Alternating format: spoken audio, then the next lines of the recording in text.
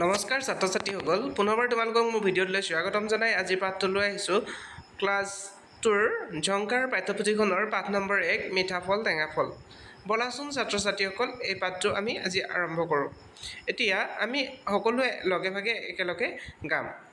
এটা সুন্দৰ কবিতা দি থোৱা আছে, চোৱাচোন।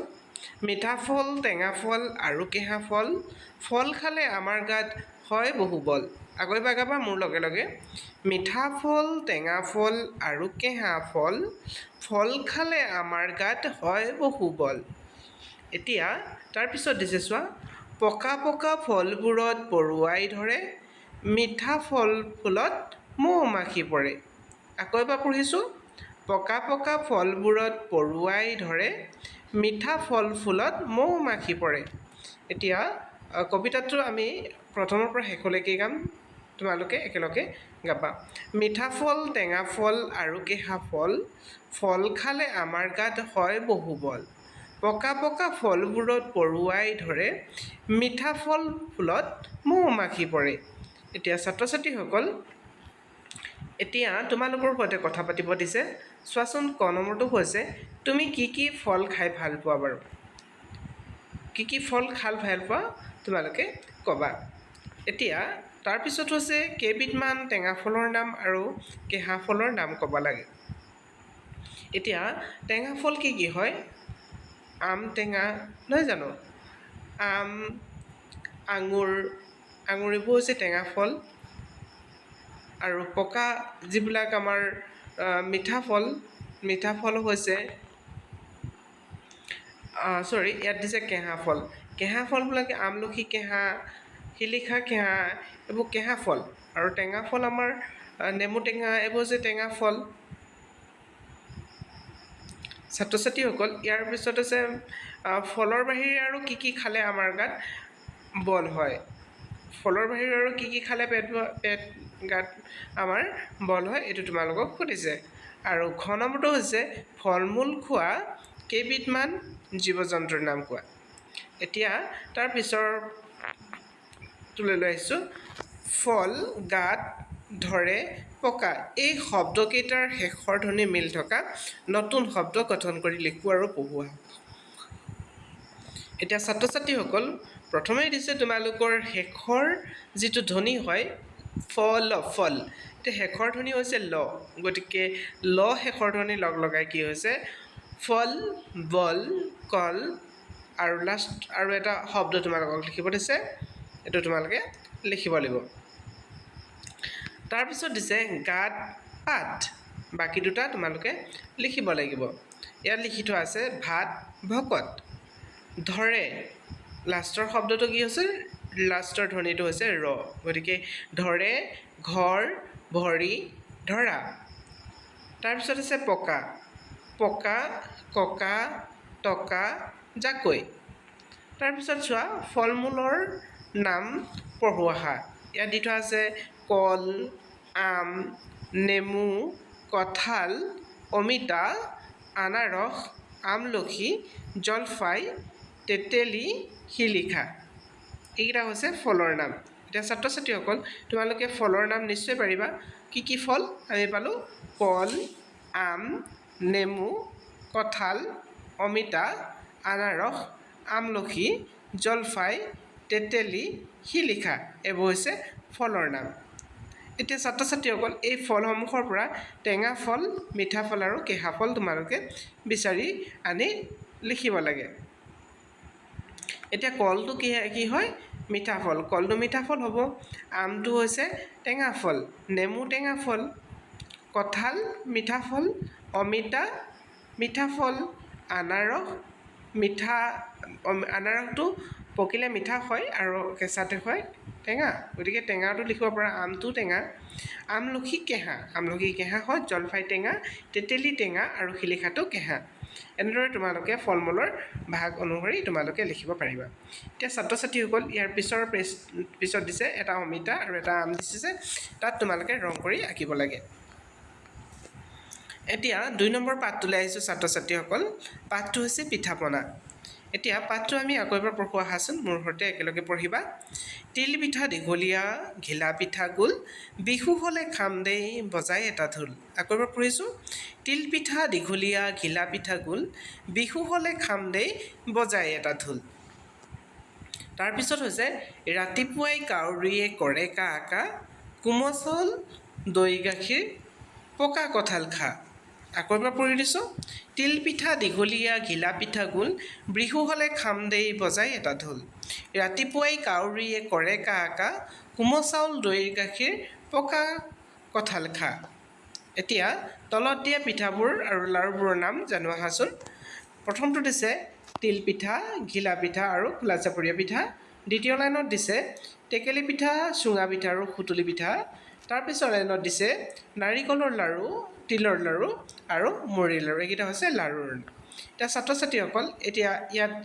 তোমালোকৰ ছবি দি থোৱা আছে আৰু ছবিকেইটা চাই তোমালোকে সম্পূৰ্ণৰূপে শব্দটো লিখিব লাগিব এতিয়া প্ৰথমটো হৈছে বিলাহী এতিয়া লাহীটো লিখি থৈছে তোমালোকে বথ হস্ৰইকাৰ বিটো লিখিব লাগে ঠিক তেনেকৈ আঙুৰটো আ মাজৰ ধ্বনিটো লিখি থোৱা নাই গতিকে আ গছকা আঙুৰ আঙুৰ তাৰপিছত হৈছে জাতিলাওটো লিখি এতিয়া লাও লিখি থৈছে জাতিটো লিখি দিলে হৈ গ'ল তাৰপিছত আছে নাৰিকল এতিয়া আকৌ এটা দিছে চোৱা ভাত ৰুটি নিতৌ খাবা দেহে গাত বল পাবা আকৌ এবাৰ পঢ়িবা ভাত ৰুটি নিতৌ খাবা দেহে গাত বল পাবা শাক পাচলি খাই যি সবল সতেজ হয়হি আকৌ এবাৰ ভাত ৰুটি নিতৌ খাবা দেহে গাত বল পাবা শাক পাচলি খাই যি সবল সতেজ হয়হি এতিয়া পঢ়োঁ আৰু লিখোঁ আহা মই প্ৰথমে পঢ়ি যাম তোমালোকে মোৰ লগে লগে পঢ়িবা জিকা বিলাহী বেঙেনা কেৰেলা আকৌ পঢ়িবা জিকা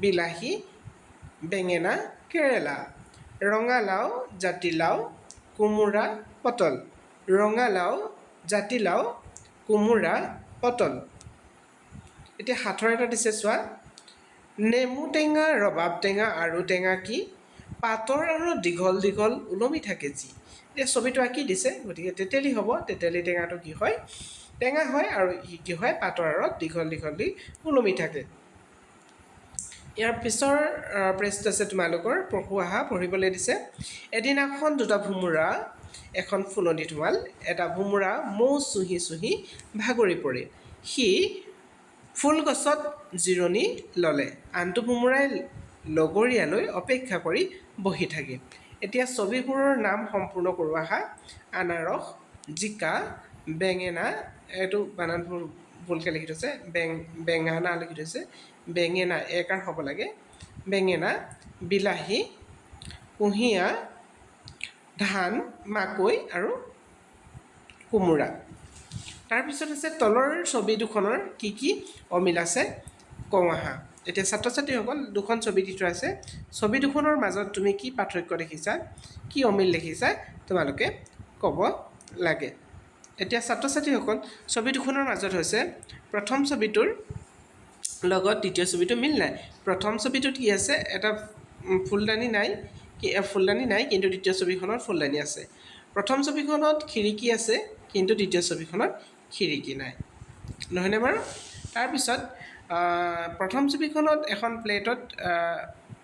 এখন প্লেটত ডিম দিছে আৰু আনটো ছবিত কিন্তু প্লেট নাই তাত কি আছে বাতি আছে এনেদৰে তোমালোকে দুইখন ছবিৰ মাজত পাৰ্থক্যটো ক'ব পাৰিবা ছাত্ৰ ছাত্ৰীসকল ইয়াৰ পিছতে তোমালোকক আদি ধ্বনি মিলাই কোৱা এতিয়া ক'বলৈ দিছে তোমালোকক হাতী হাত দুটা দি থোৱা আছে হাতী হাত বাকীকেইটা লিখিব লাগে হা লগা হাতী হাত হাঁহ সাঁতুৰি তাৰপিছত আছে কল কমলা এতিয়া বাকীকেইটা কিব কল কমলা কচু কলম তাৰপিছত আছে কি মাকৈ মাছ মা মামা আম আদা আমৈ আখৈ তাৰপিছত তোমালোকৰ পঢ়িবলৈ দিছে গাখীৰ মাখন ঘিউ মৌ চিৰা দৈ লাড়ু পিঠা কোমোৰা বেঙেনা ৰহদৈ ঔটেঙা এতিয়া ছাত্ৰ ছাত্ৰীসকল এটা সুন্দৰ তোমালোকক গল্প দিছে গল্প বুলি নহয় আৰু এটা প্ৰেগাপ দিছে প্ৰেগাপটো পঢ়িবলৈ দিছে তোমালোকক চোৱাচোন এদিনাখন কমলে চোতালত বল খেলি আছিল খেলি থাকোঁতে এবাৰত বলটো গৈ ঘৰৰ চালত পৰিল সি ককাকক মাতি আনি ঘৰৰ চালত পৰি যোৱা বলটো আনি দিবলৈ খাটনি ধৰিলে। ককাকে চালৰ পৰা বলটো আনি কমলৰ হাতত দিল। সি আকৌ ৰং মনে খেলিবলৈ ধৰিলে। এতিয়া ছাত্ৰ ছাত্ৰীসকল এই পাঠটোৰ আকৌ এবাৰ পঢ়ি দিছোঁ এই প্ৰেগাপটো। এদিনাখন কমলে চোতালত বল খেলি আছিল। খেলি থাকোঁতে এবাৰত বলটো গৈ ঘৰৰ চালত পৰিল। সি ককাকক মাতি আনি ঘৰৰ চালত পৰি যোৱা বলটো আনি দিবলৈ খাটনি ধৰিলে। ককাকে চালৰ পৰা বলটো আনি কমলৰ হাতত দিলে। সি আকৌ ৰং মনে খেলিবলৈ ধৰিলে।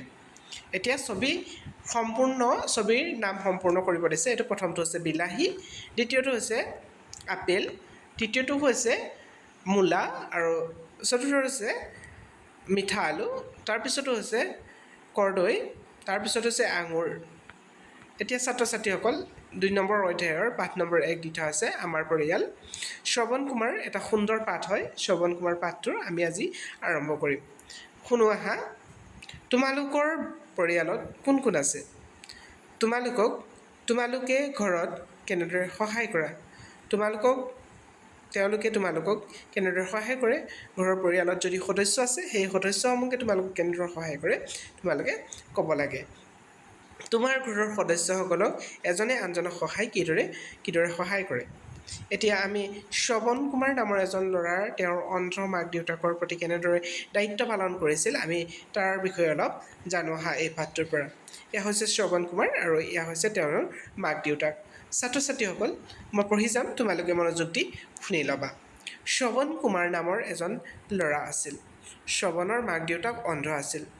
শ্ৰৱণে মাক দেউতাকক বৰ আদৰ যতন লৈছিল।